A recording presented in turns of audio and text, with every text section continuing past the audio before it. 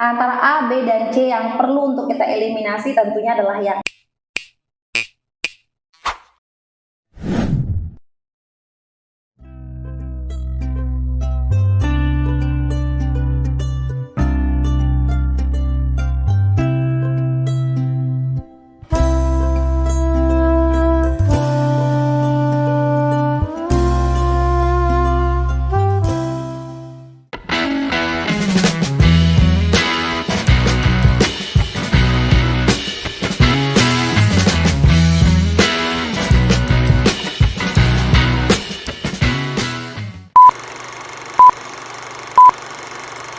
Assalamualaikum warahmatullahi wabarakatuh. Terima kasih karena kalian sudah klik video ini. Selamat datang di channel aku. Salam kenal, aku Lili Hernawati. Hai teman-teman, terima kasih karena teman-teman sudah klik video ini. Seperti biasa, kali ini kita akan kembali membahas mengenai prediksi soal untuk seleksi P3K tahun 2024 periode 2 yang jatuhnya sebentar lagi sekitar bulan April ini, teman-teman ya. Nah, pada video kali ini kita sudah sampai di part yang ke-223. Buat teman-teman yang belum nonton part 1 sampai part 222, silahkan cek linknya di kolom deskripsi atau di tulisan. Nah, seperti biasa teman-teman, di sini kita akan membahas dulu mengenai beberapa kompetensi yang wajib untuk diujikan untuk semua formasi teman-teman ya. Baik itu teman-teman ikut P3K Guru, P3K Nakes maupun P3K Teknis. Nah, yang pertama adalah kompetensi manajerial teman-teman, di mana di sini ada 8 aspek. Yang pertama adalah integritas. Nah, integritas ini terbagi lagi teman-teman menjadi jujur, peduli, mandiri, disiplin, tanggung jawab, kerja keras, sederhana, berani, dan adil. Ini biasa saya singkat dengan JUPE, Mandi, Gerhana, Berat. Mandi, gerhana, berat ya. Nah, kemudian yang kedua adalah aspek kerjasama, kemudian komunikasi, orientasi pada hasil, pelayanan publik, pengembangan diri dan orang lain, mengelola perubahan, dan pengambilan keputusan. Kemudian selanjutnya adalah kompetensi sosial kultural. Ini ada 4 aspek teman-teman. Yang pertama adalah kepekaan terhadap keberagaman, kemudian kemampuan berhubungan sosial, yang ketiga kepekaan terhadap pentingnya persatuan, dan yang terakhir adalah sikap empati. Dan yang terakhir yang perlu teman-teman pelajari adalah wawancara teman-teman ya. Ini ada di sesi 2, dia sendirian dan nggak perlu teman-teman bingung untuk membedakan antara mansos dan juga wawancara. Di sini ada 5 aspek teman-teman ya. Yang pertama adalah kejujuran, kemudian komitmen, yang ketiga keadilan, yang keempat etika, dan yang terakhir adalah kepatuhan. Oke teman-teman, kita langsung saja ke soal yang pertama. Teman-teman punya waktu 30 detik untuk menentukan jawaban, dimulai dari sekarang.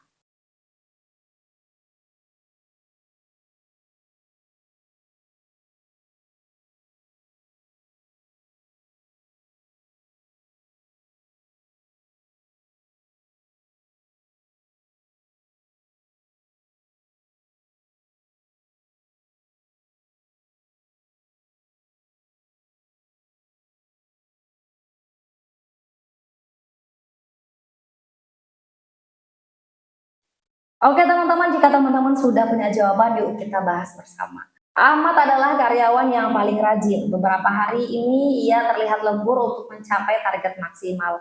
Siang ini ia merasa pekerjaannya berkurang karena sudah dikerjakan sebelum jam masuk kantor. Ini benar-benar dia rajin banget si Ahmad ya. Ia meminta pekerjaan baru meminta pekerjaan baru padamu sebab masih ada sisa waktu 5 menit sebelum istirahat. Tindakanmu adalah bagaimana? Nah, di sini teman-teman kita asumsikan bahwa teman-teman adalah atasan ya. Kenapa? Karena dia minta pekerjaan padamu. Bisa jadi Anda adalah atasan atau seniornya dia gitu teman-teman. A, memberikan pekerjaan baru agar ia bekerja sebelum istirahat. Ini bagus, kita keep dulu. B, memberikannya sebagian pekerjaan saya.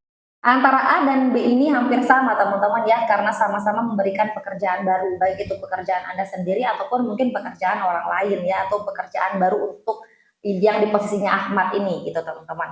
Kemudian yang C memintanya untuk istirahat terlebih dulu katanya. Antara A, B, dan C yang perlu untuk kita eliminasi tentunya adalah yang C ya, karena belum waktu istirahat. 5 menit sebelum istirahat berarti belum waktu istirahat meskipun dia bekerja lebih awal, karena di sini sesuai dengan aturannya kita tidak istirahat sebelum waktu istirahat, maka untuk memintanya istirahat lebih dulu ini kurang relevan teman-teman ya dalam dunia kerja.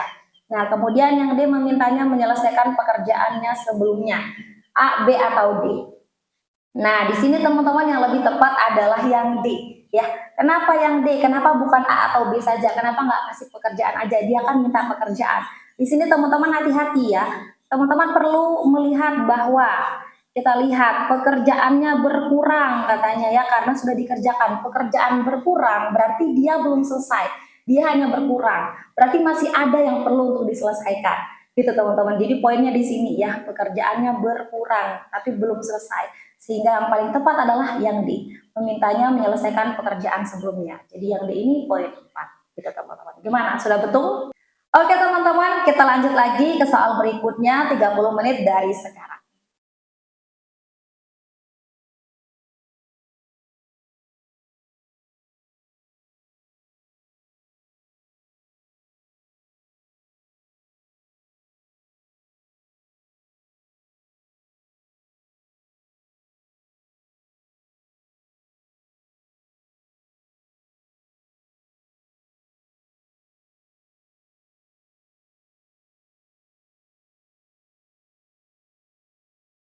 Oke teman-teman, jika teman-teman sudah punya jawaban, yuk kita bahas bersama.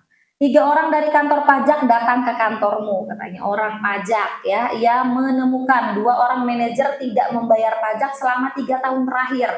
Ada yang tidak membayar pajak, sehingga jumlah pajak yang harus dibayar sangat besar. Tindakanmu sebagai direktur, Anda atasannya lagi ya, direktur itu atasan daripada manajer-manajer.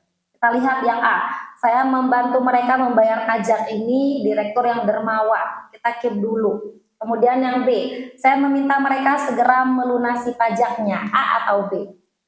Di sini teman-teman yang lebih tepat adalah yang D. Kenapa Kak? Kenapa bukan yang A? Kenapa nggak berbuat baik saja? Perhatikan bahwa di sini manajer Anda melakukan ketidakadilan, tidak membayar pajak tepat waktu, ya teman-teman. Kemudian mereka hanya beberapa.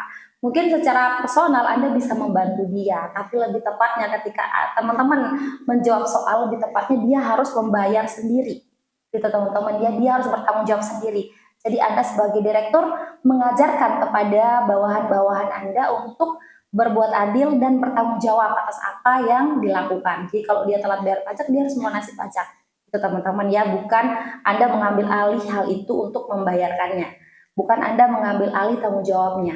Ya teman-teman ya, itu juga akan membuat manajer-manajer yang lain dan karyawan-karyawan Anda yang lain akan mendapatkan contoh yang kurang baik ya. Itu aja manajer yang kemarin dibayarin pajak, kenapa kita enggak, besok kita nggak usah bayar pajak aja ya gitu teman-teman. Jadi itu memberikan efek negatif untuk yang lain ya. Jadi yang A ini kurang tepat. Kemudian yang C, saya memberikan pinjaman kepada mereka, katanya B atau C. Lebih tepat yang B. Kenapa bukan yang C? Karena tidak disebutkan bahwa manajer Anda tidak mampu untuk bayar, cuman dia belum nggak bayar aja. Alasan mereka nggak bayar itu banyak ya, kemungkinannya banyak, bisa jadi karena nggak ada uang, bisa jadi karena memang nggak mau bayar, bisa jadi karena nggak ada waktu untuk ngurus itu gitu teman-teman. Jadi nggak hanya karena orang nggak punya uang makanya dia nggak bayar pajak, bukan teman-teman. Jadi nggak tepat untuk Anda memberikan pinjaman, soalnya nggak disebutkan bahwa mereka nggak punya uang ya. Kemudian yang D, saya berjanji untuk memecat mereka. Ini kurang tepat ya, karena solusi dari orang yang tidak bayar pajak itu bukan dipecat, tapi ya mereka harus bayar pajak. Jadi yang B ini yang lebih tepat, poin. Hai teman-teman, buat teman-teman yang belum sempat untuk order paket bundling spesial Ramadan, teman-teman masih bisa untuk menikmatinya dan masih bisa order karena waktunya kami perpanjang. Di sini ada spesial Ramadan bundling paket Mansoswan berlaku untuk semua formasi baik itu P3K guru, nakes maupun teknis dari harga 265.000 jadi 169.000 saja.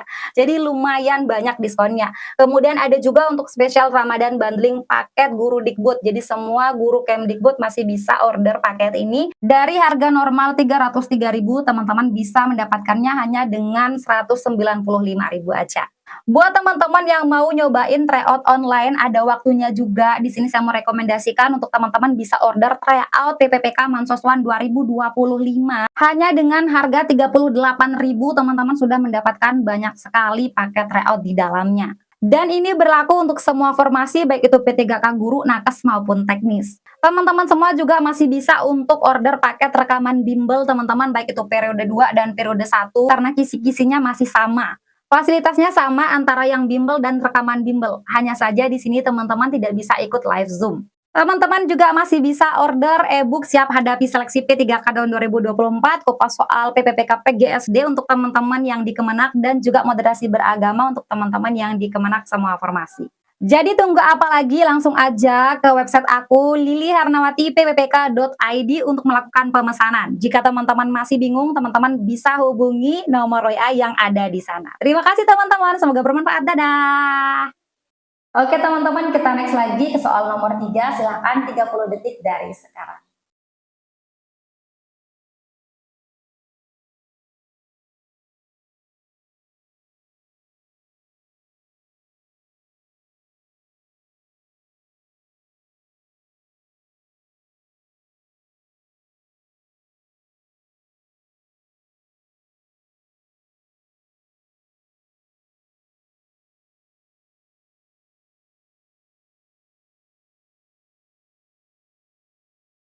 Oke teman-teman, jika teman-teman sudah punya jawaban, yuk kita bahas bersama.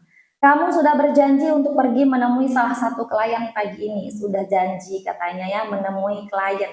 Akan tetapi klien tersebut mengaku akan terlambat beberapa menit sebab masih ada kegiatan yang belum selesai. Ini yang mau telat itu siapa? Klien ya, bukan Anda.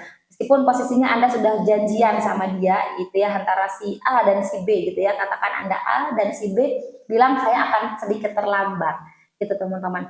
Nah, jadi yang terlambat itu adalah si B dan posisi Anda di sini A gitu teman-teman. Ya Anda sudah mau menepati janji, karena Anda sendirian gitu teman-teman. Bagaimana tindakan Anda gitu? A, saya akan datang terlambat juga katanya. Oh iya, karena dia telat, saya juga mau telat. Kita cek dulu. B, saya memintanya untuk datang sesuai dengan jadwal yang sudah ditentukan, katanya teman-teman ya. Nah, di sini yang B ini serba keliru teman-teman ya. Mungkin Anda terlalu bilang bahwa kita harus ketemuan sesuai dengan jadwal Pak, nggak boleh Bapak main seenaknya mundur-mundur aja gitu teman-teman ya. Tapi di sini dia sudah minta izin, si B ini udah minta izin untuk telat, bukan karena dia memang mau telat, tapi karena ada acara yang belum selesai gitu teman-teman ya. Nah, jadi yang B ini juga kurang tepat ya. Kalau Anda memaksakan, nggak bisa Pak, nggak usah telat ya, jangan telat. Padahal dia sedang izin kepada Anda untuk telat beberapa menit. Jadi masih bisa dinegosiasi teman-teman ya untuk pertemuan ini. Kemudian yang C, saya mengatur ulang jadwal pertemuan agar kedua pihak tidak terlambat. A atau C. Nah, di sini teman-teman lebih tepat adalah yang C. Lebih tepat yang C ya. Oh ya, yang D belum kita eliminasi. Wow. Yang C lebih tepat daripada yang A, teman-teman. Kenapa? Karena kalau Anda terlambat juga, kita nggak tahu. Jangan-jangan si B ini telatnya cuma 5 menit, kemudian Anda berencana untuk telat, malah kelebihan telatnya Anda. Anda malah telatnya 7 menit atau bahkan 10 menit. Jadi yang awalnya minta izin telat yang B, malah yang lebih telat adalah Anda, si A gitu teman-teman. Jadi kurang tepat kalau yang A. Yang D, saya datang sesuai waktu yang telah ditentukan meski saya lama menunggunya, C atau D. Lebih tepat adalah yang C. Kenapa Kak bukan yang D saja? Karena yang D ini si B sudah meminta izin untuk terlambat. Jadi kalau Anda datang lebih awal, Anda sudah tahu Anda akan menunggu. Resikonya Anda akan menunggu. Tapi lebih efektif dan efisien ini yang C teman-teman ya. Anda bisa mengatur ulang jadwal teman-teman. Misalkan, oh ya saya akan terlambat 10 menit lagi gitu kata si B ini. Kasih tahu ya, saya akan terlambat 10 menit lagi ya, kita baru ketemuan. Nah, jadi Anda bisa ngatur ulang jadwal. Oke, berarti kita ketemunya jam 10.20 aja ya gitu teman-teman. Jadi atur ulang jadwal supaya keduanya sama-sama enak. Tidak ada yang merasa dikecewakan gitu teman-teman. Jadi yang C ini poin 4. Oke teman-teman. Kita lanjut lagi ya ke soal berikutnya, ini dia soal nomor 4.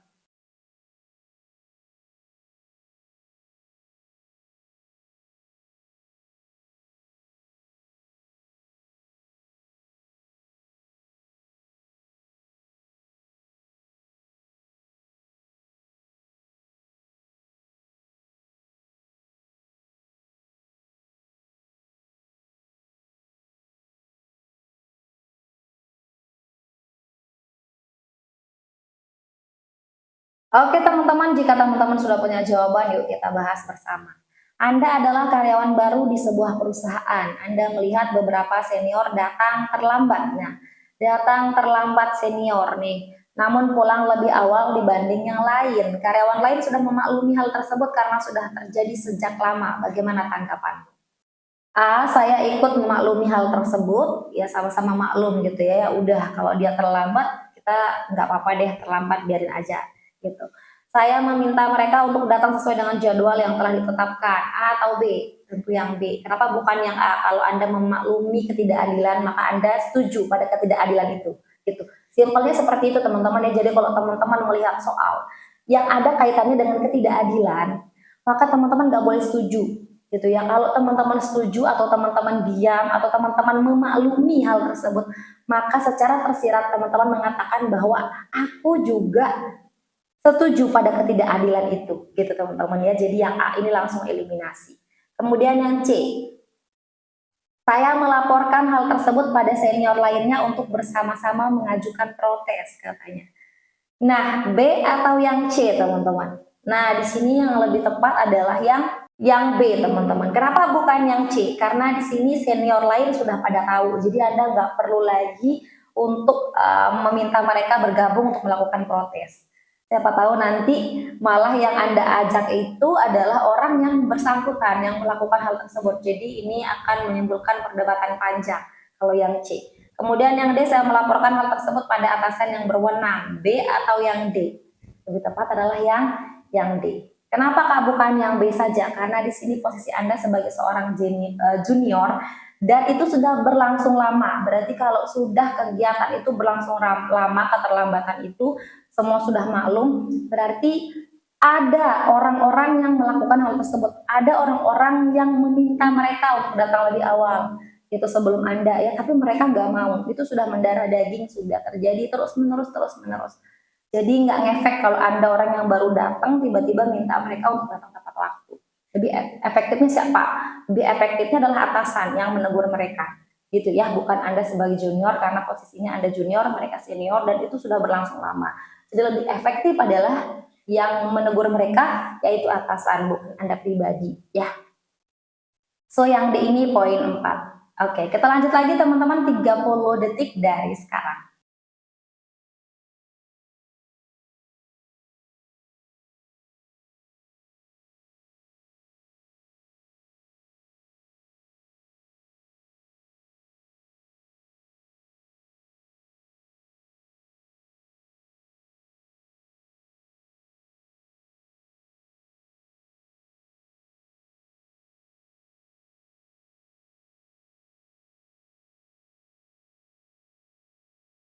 Oke teman-teman, jika teman-teman sudah punya jawaban, yuk kita bahas bersama. Seluruh karyawan diminta memilih salah satu tujuan wisata akhir tahun.